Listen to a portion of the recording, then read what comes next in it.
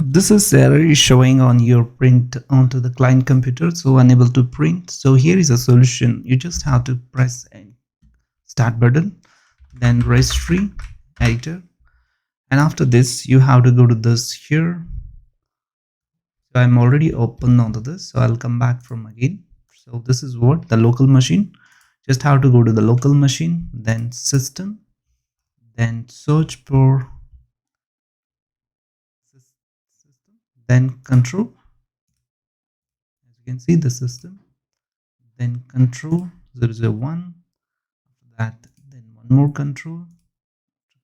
This is what it shows onto this, then control, then find out the print over here, the print, then RD1 RPC authentication label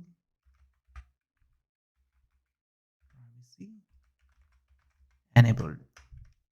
So this is done. Now you just have to type modify, just hit the value 0, then press OK.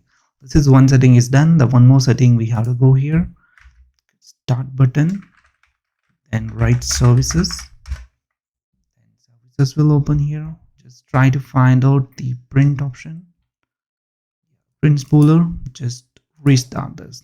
That's it.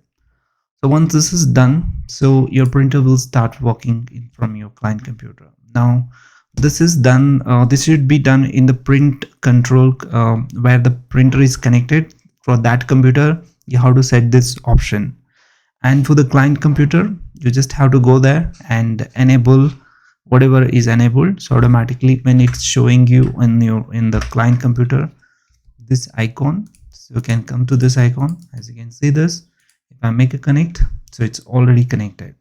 Okay, so in my case, it is already connected. I just go and print it, so it will be gets onto the printer. Thanks for watching. If you like this video, please like and subscribe to our channel.